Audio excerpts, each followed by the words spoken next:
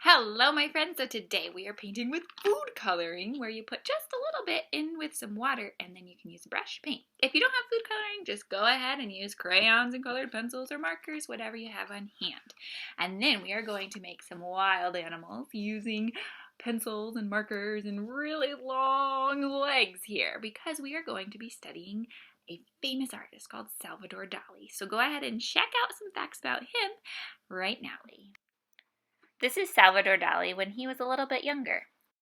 He used great imagination as he created his different pieces. What do you notice about this elephant and imagination? Here's a picture of when Salvador Dali is older. Now that's an imaginative mustache, isn't it? Now let's get started on our project this week. The first thing you want to do is get your supplies. You'll need about 4 cups or glasses to put water in, some food coloring, gel or liquid, a pencil, a black marker, and paper, as well as a pair of scissors. Have a parent help you with this, but you'll put 1 drop of each food coloring into your bowl and then add just a little bit of water so it's not very tall. Girls, the first things you're going to do is you're going to get a blank sheet of paper, and what you'll want to do is to fold it in half. You can feel free to ask your mom or your dad or someone else to help you out with this project. So once it's folded in half, then you're going to reopen it and you are going to cut along the fold that we have here. Once you have that, come on back for the next step.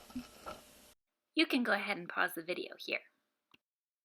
Now that you have your 2 papers, you will want to choose which one you want to make your background colors. I'm going to choose to make my background color warm, and so I'm using my pink and my orange food coloring paint.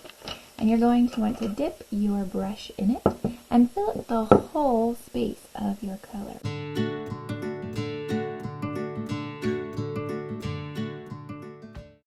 Now, you can always, whenever you change color, what do you have to do? Clean your brush, swirl it, swirl it, swirl it, and swipe it on the lip. And then change your color. Ooh, that's a very vibrant pink, better than I thought it would be. And just keep dipping and painting your entire paper. So as you do that, you could also go back and do a little bit of pink in your orange to kind of just make it that more sunsetty kind of feel.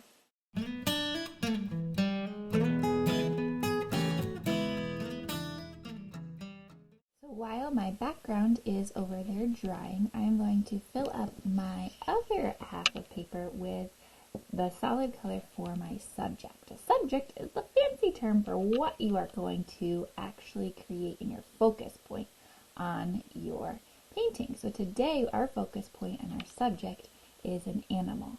So you can be thinking of an animal that has legs. It could have 2 legs, it could have 4 legs, it could even have 8 legs, for what you want to choose. Just fill up this background and then it's going to completely dry.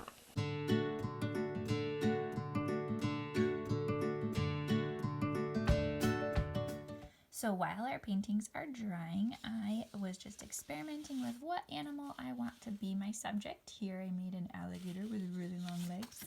Over here I made a bird because I thought I was going to be focusing on a bird, so I was practicing different angles from birds. All the long legs. Just remember to focus on long legs or long wings or something like that. Here I made a penguin bird with really long flippers.